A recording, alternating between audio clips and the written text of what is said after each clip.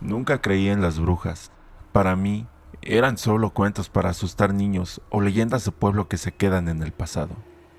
Pero la sierra tiene una forma cruel de enseñarte que hay cosas que no pertenecen a este mundo. Bienvenidos a No Me Creas. Apaga la luz y que hoy la realidad supere a las pesadillas. Hola, me dedico a limpiar casas. Es un trabajo honesto, tranquilo y basado totalmente en la confianza.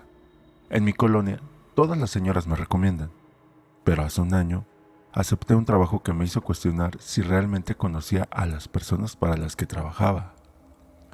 Una mujer me contactó para limpiar una propiedad en un fraccionamiento nuevo, de esos que están a las afueras y donde casi no vive nadie. Desde la primera llamada, algo no cuadraba. Me ofreció casi el doble de mi tarifa habitual.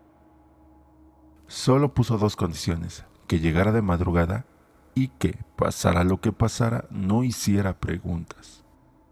Por fuera, la casa era impecable, recién construida, pero al cruzar el umbral, el ambiente cambiaba.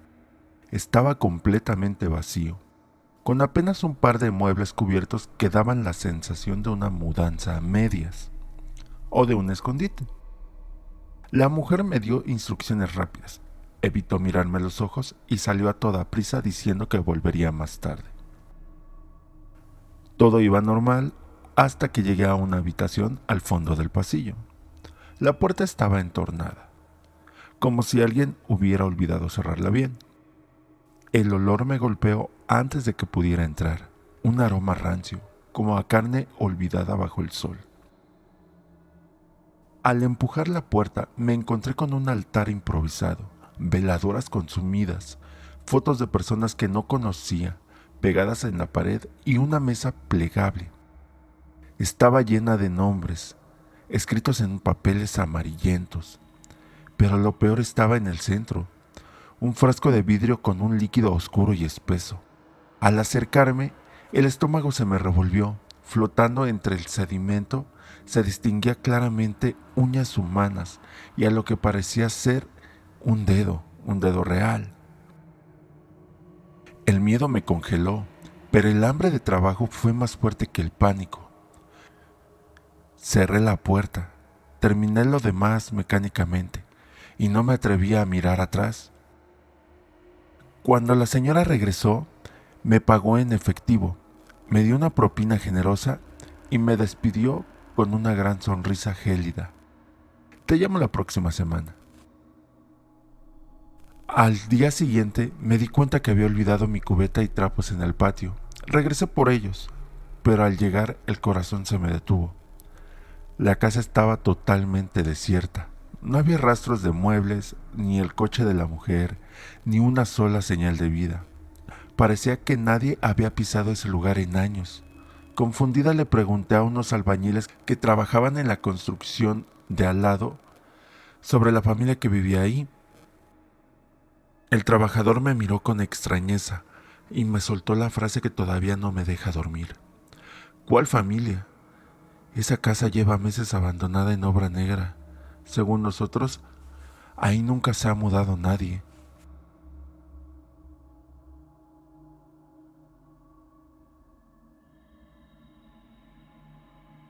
Hasta el día de hoy, no sé quién lo hizo ni por qué quería verme destruida, pero agradezco a Dios y a mi abuela porque me pusieron en el lugar exacto en el momento preciso.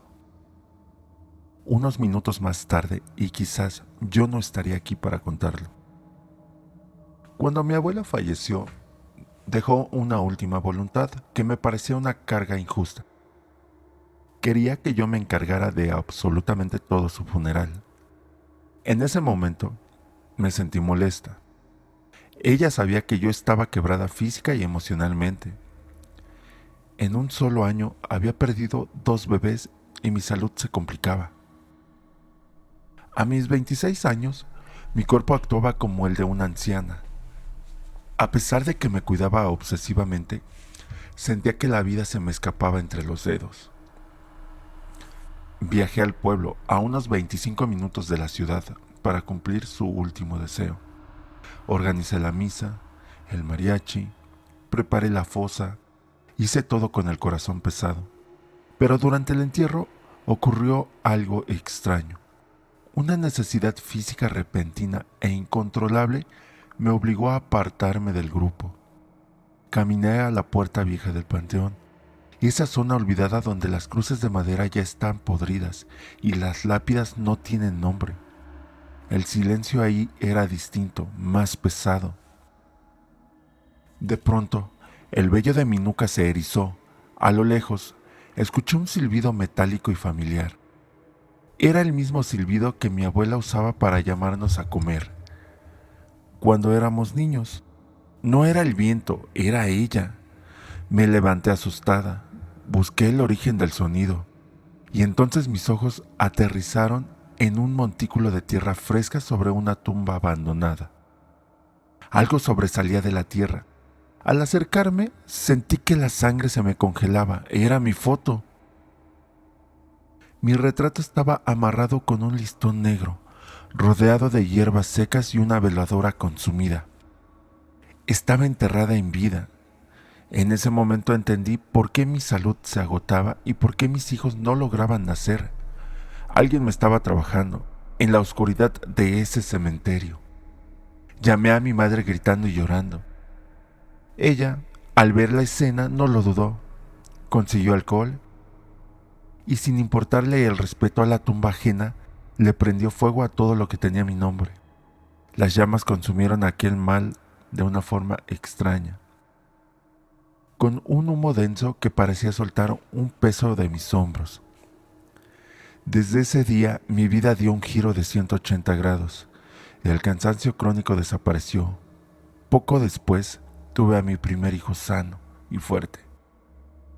Nunca supe quién me deseó tanto mal como para enterrarme entre los muertos.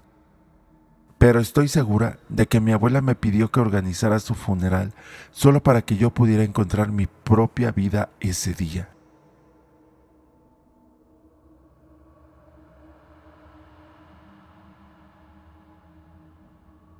Todo empezó cuando a mi esposo lo contrataron en una refresquera en un pueblito perdido entre los cerros. La oferta era demasiado buena para rechazarla. Buen sueldo, parecía el lugar ideal, pero era demasiado silencioso, un silencio pesado, de ese que te hace sentir que tus propios pensamientos hacen demasiado ruido. La primera semana, mientras compraba tortillas, la dueña de la tienda, una mujer de manos agrietadas y mirada perdida, me preguntó si yo era nueva. Cuando vio a mi bebé en mis brazos, su expresión cambió.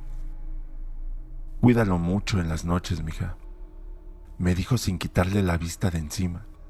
«Aquí las brujas no perdonan».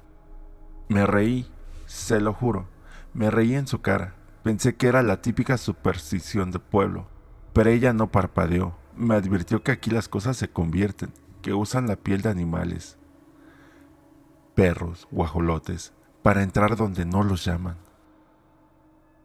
Mi esposo salía muy temprano, y las noches en esa casa se volvieron eternas. Al apagar las luces, el ambiente cambiaba. Empecé a escuchar pasos fuera de la casa.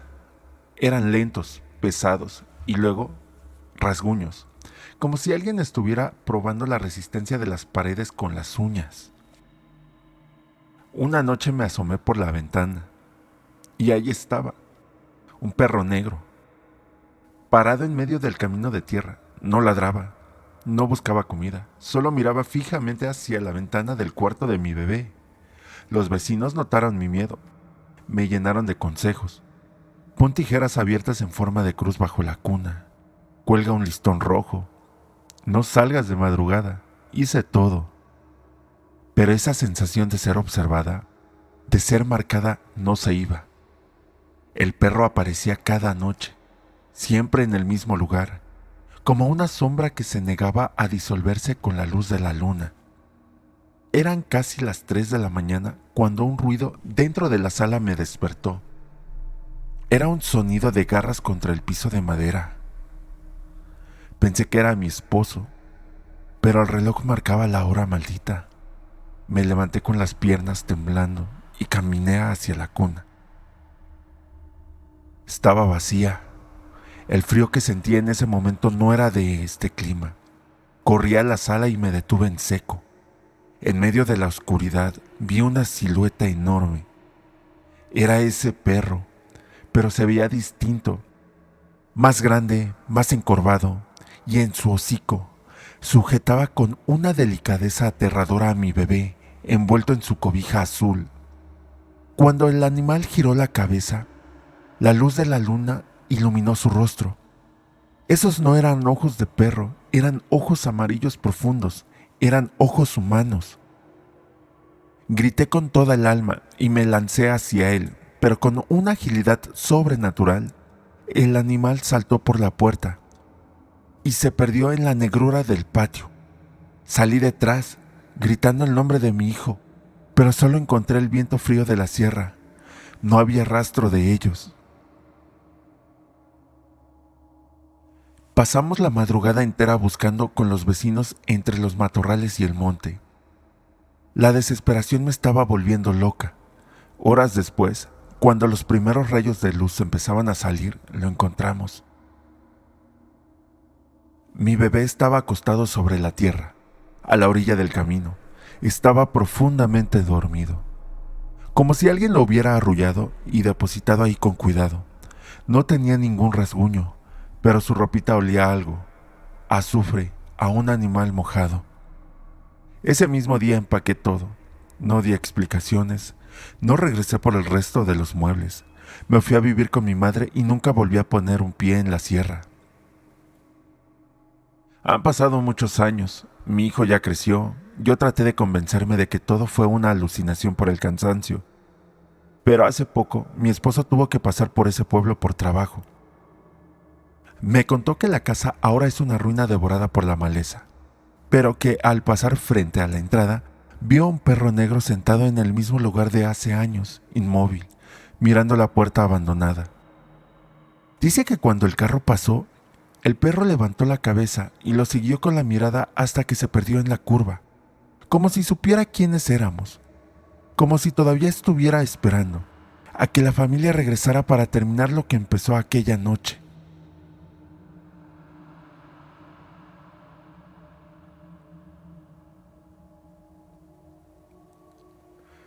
Si estas historias te erizaron la piel, no olvides suscribirte y activa la campana de notificaciones. A quien no me creas, las sombras tienen algo que contar y no queremos que te pierdas ni un solo relato. Recuerda, si tú también tienes una experiencia que no puedes explicar, si los muros de tu casa guardan secretos o has visto algo que nadie más cree, envía tu historia al correo que encontrarás abajo en la descripción. Tu testimonio podría ser el protagonista de nuestro próximo video.